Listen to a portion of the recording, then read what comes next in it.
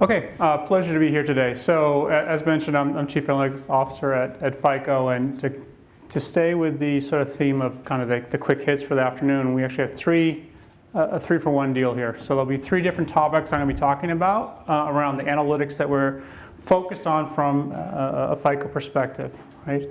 The general categories will be Internet of Things, text data, and probably I would put that as the evolution of text data, and also improving this customer journey and trying to make that actionable, right? I think one of the things that we focus on is around having situations where there's so much data coming at us that we sometimes ask the question, I thought was brought up this morning also pretty well, that we don't improve the decisions we have to make right now, let alone the decisions we have to make. As mentioned, I'm Chief Analytics Officer at FICO. I spend a lot of time focused on what are the right technologies for our products and our solutions, primarily focused on the right sort of analytic technologies. FICO is an analytics company, right? You may not be aware of all that we do across the industry, and so we're focused very heavily on a lot of different things. Some of those things are our traditional areas, originations, account and customer management, collections, right? And all the different pieces that come with that. But we have a whole lot of other things that we're focused on from a technology perspective, because we know that there's a lot that the analytic algorithms that we develop can be applied to. I found it interesting, right? One of the top concerns that you all had when we did the survey was cybersecurity, right? Maybe a question for the group, right? Why are you so worried about cybersecurity in your industry? Is there a reason? Reputational risk. Okay. Customer damage. Others? Class action suit. Yeah, liability. Liability. Okay. What about the 100 million lines of code in the modern car? Are people concerned about that? Right? So we have a situation today where we have lots and lots of data being collected, and that's great, right? And all the services that come to us. But there's a lot of liability, there's a lot of concern, there's a lot of complexity, and we have to find a way to monitor all these useful devices that we have and sensors that we have associated with these vehicles, right? 1, from a cyber attack perspective, 2, from a code quality perspective, right?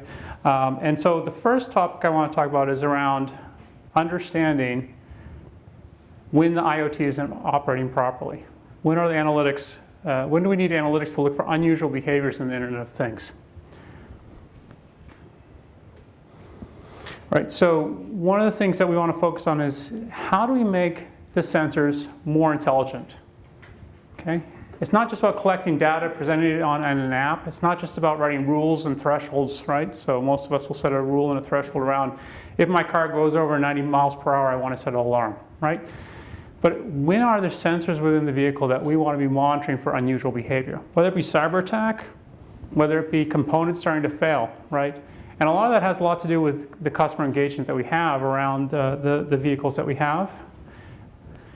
So, what is Internet of Things? Right? Internet of Things are really focused on the fact that we have millions of devices streaming data continuously in this high-dimensional space, 24/7, right? So it's looking at things such as the sensors associated with the transmission, looking at things such as where you spend your money. It's looking at things associated with your Fitbits and your phones, and it's trying to make a determination of how do I make a better decision around how to market to Scott. Right? How do I take all that real-time actionable data and make a decision? And that's great. So if we can find a way to bring all that data into one place and build a model, super, right? But when are those sensors telling us something that's going wrong with that vehicle? And how can we get ahead of that? And so we do that through this concept of self-learning models.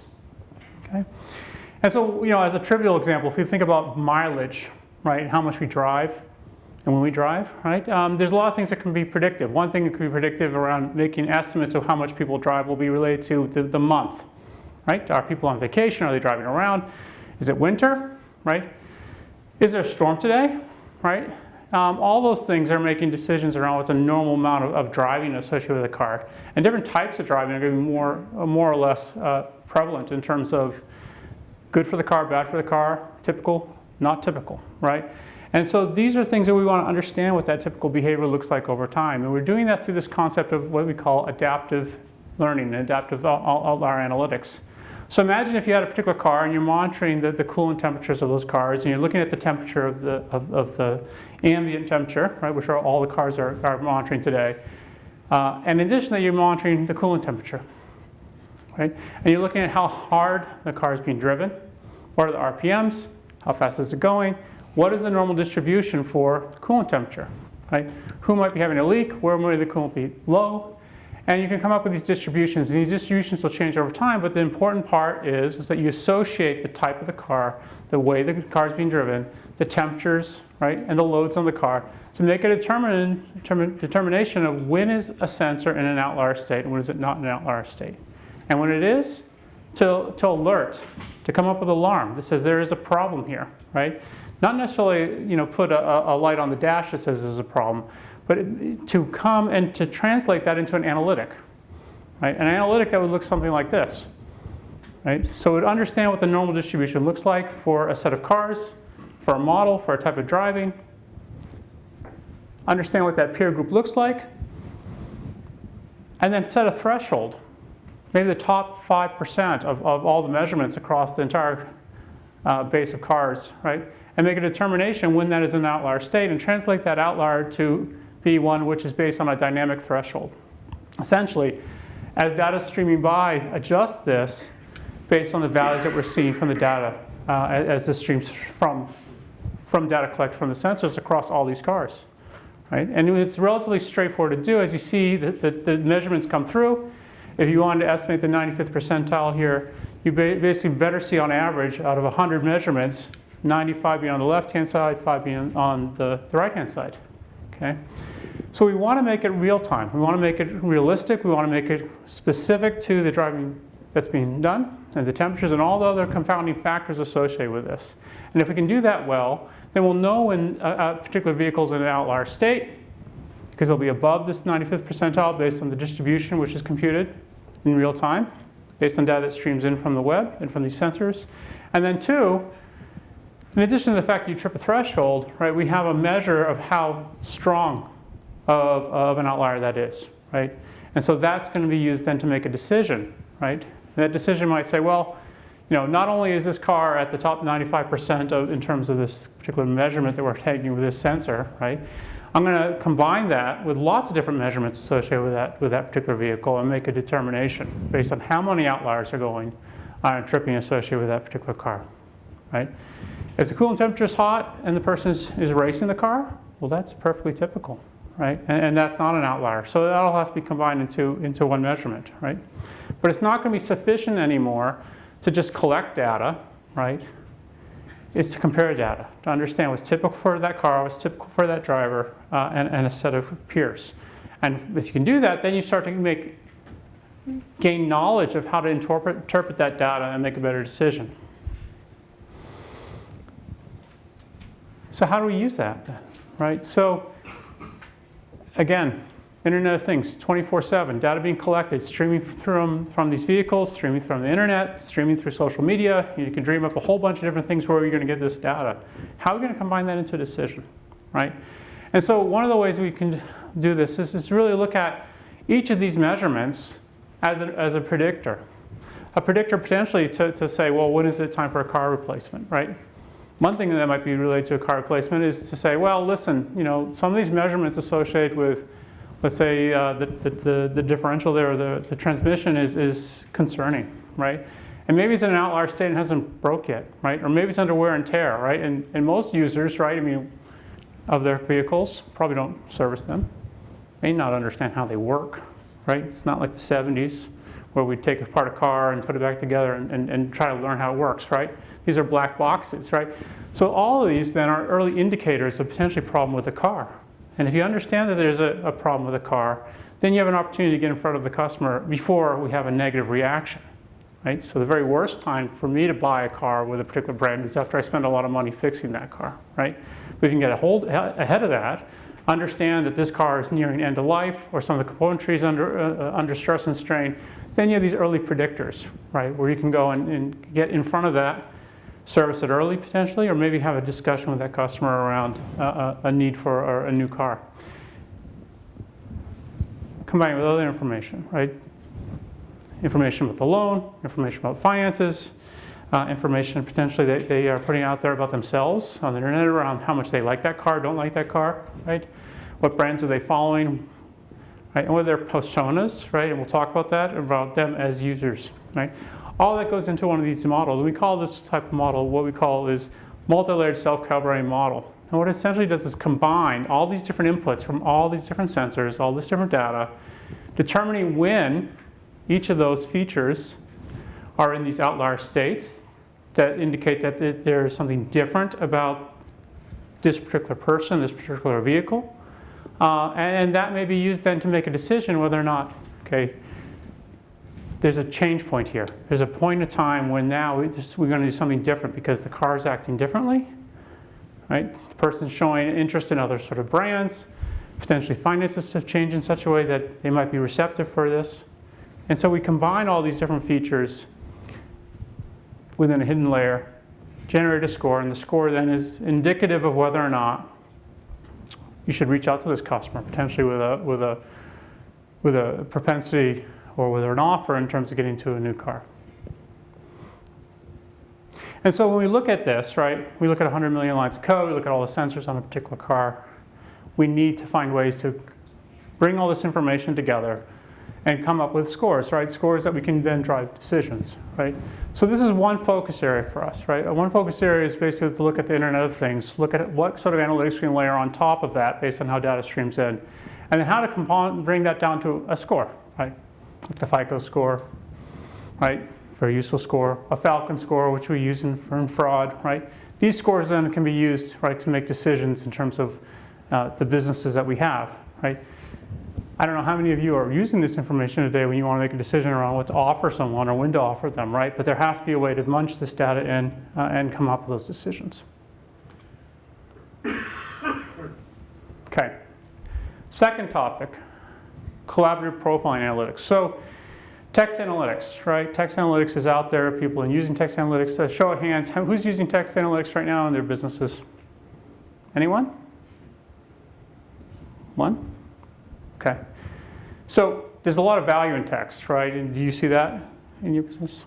Yeah. And so, you know, some of the first work that we did in the area of text was around collector's notes, right? And you can imagine if you're going to collect from somebody and you go and you look at the collector's notes and then you record them and you look at that and, you know, you have a kind of prediction whether or not they would repay based on all the financial information about what cycle delinquency they are and whether they've made some payments and whether you can contact them and all that. But if you look at the conversations, right, it's kind of a no-brainer, right? But things like jail, police, divorce, right? All these things are very strong indicators, right? If you have an ability to use that from the data that's being collected from text. And so, you know, that's what the industry's been doing for 15 years or more, right? And a lot of you might still be looking at doing this. If you haven't done it already, I would encourage you to do it. What I'm going to talk to you about is a different way of using text. And in fact, going beyond text in terms of understanding what we call archetypes of behavior. And so we have this technology, collaborative profiling analytics. It's based on this concept of collaborative filtering. Collaborative filtering are the technologies that Amazon and Netflix and all these guys use to make determinations of what to market to you, right? They figure out kind of what movies you'd like, right? Based on kind of your viewing history and the types of movies, and they come up with these kind of archetypes of behavior. And so you can do the same thing with anything, right? And so what we want to do then is say, great, we can leverage text, but text can tell me a lot about that individual, but I also want to understand more about them. What are the archetypes that describe them as people, as consumers, right? And I can leverage a lot of things, right? I can leverage text from social media, mobile communication, right? And I can come up with, if I do classical text analytics, I can come up with words and dictionaries, entity extraction, right? Sentiment analysis. But all these things can be used to do things like this, things that we've been doing for some period of time, right? Improve predictive power scores, get some insights what's happening with the customer, maybe have a more personalized sort of discussion with the customer. But I want to focus a little bit more about this, right? Taking it further. How do we understand that customer? How do I derive insight from this, right? Beyond just what's being told to me. So what is collaborative profiling?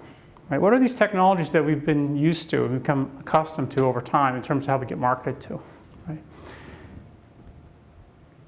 It's a model, right? Like most things, and these models are actually large-scale Bayesian models, right? They're very similar to things which we use like in digital AI applications, right? There's other sort of methodologies here from an analytics perspective. But the science of it is actually intriguing, extremely intriguing, right? And it's really important we look at Internet of Things. It's really important we look at all the data that we consume, right? Because if you get all the data about all your customers and we got it tomorrow, how are you going to translate that into action, right? You know, we all struggle with all the data that we have today and how to make sense of it. And so one of the ways to make sense of it is not to really think too much about what the data is. In fact, if you wanted to look at data and you say, well, listen, it's too complex, it's too dirty, I don't want to have to worry about understanding what that data means, so I'm going to actually go and say, you know, I'm going to translate my data into documents, and my documents could be text, divorce, jail, right, lost my job, whatever else in the collection of notes. This could be measurements from a sensor, right? This could be the sensors in the car that says where the car's located, right? These could be looking at your credit card statements and looking at the MCCs, the types of merchants that you go to, right? These could be the SKUs in your basket of a grocery store to figure out what you buy, what sort of brand of beer you like, right, and what sort of food you eat. It doesn't really matter. What matters is we do this for all your customers. Okay, so let's just choose an example. One example, location. Okay, where's the car? We heard that the car is mostly sitting somewhere, right? But where does it sit? Well, it sits by work. It sits at your house. It sits where you like to eat, right? It sits where you'd like to shop, right? And if you correlate that with other information like where you spend, right, that's pretty interesting also. Let's just think about the location information over time then. You do this for me, you do this for you do it for everyone in the room, you do it for all of your customers, and now you have an understanding of where this car is, what is it doing, how is it used, right? And this then becomes a stream of unstructured data, and it gets thrown into this large-scale Bayesian model. And out of it comes archetypes of customer behavior. Now, location, what do you learn from location if you do this with location? Well, one thing you learn with this is essentially where does Scott like to hang out, right? Where does he spend most of his time, right? Now, it could be very detailed. It could be specifically down to the bar or the pub that he spends time at. It could be the part of town he spends time at. Right? If you correlate it with credit card information, right, or purchase information, it could be related to, you know, where does he do his grocery shopping, and how does that compare to where he spends his time? But the key of it is that although each of us look very different in terms of the dictionary that describes our purchases, right, or the use of our car, when you go through this large-scale Bayesian analysis, you get these archetypes of behavior, right? And so you could have someone that's going to be very much about the party, family, professional or high worth, someone that's experiencing challenges with a car, and those that, you know, like some of us in the room that actually like our cars for more than just transport. We like the cars because they're beautiful. We like the cars because we like the brand. We like the cars because we like to go fast, right? You know, some people are car people. Some people are not car people. Some people the car is a tool. Some people the car is a form of art, right? Who are those people and how do I engage them, right? And so the collaborative profiling technologies then are focused on taking events associated with customers as they stream by, associating tokens with them, right? A number, a symbol associated with each of those events. Coming up with that transaction stream, and with each and every one of these, there's an allocation across archetypes of behavior. And with each and every event in the stream, the archetypes shift over time. And that's interesting. And it's interesting for a few different reasons. One is because for this particular person, we can understand who he is, what some of his motivations are, right? Because where is he in the archetypes? Well, he's not very heavily focused in the family archetype, right? He's not someone that to date has experienced a lot of challenges with his car. It seems to be running fine. All the Internet of Things, sensors all seem to be running well, and there's not a lot of service going on in this particular car, right? But there's a lot of activity associated with his social life. There's a lot of activity associated potentially with his professional affiliations, right? And there's a general sort of interest in kind of high worth cars, right? As soon as particular events occur, what happens is with each and every event, the archetypes are shifting over time. And so when that event occurs, you can say, is this typical or atypical for this consumer, this customer? If it's atypical, that means that the distributions here, these archetypes, shift too strongly. And you can also understand kind of how to market to them, what makes them tick in terms of their interests, right?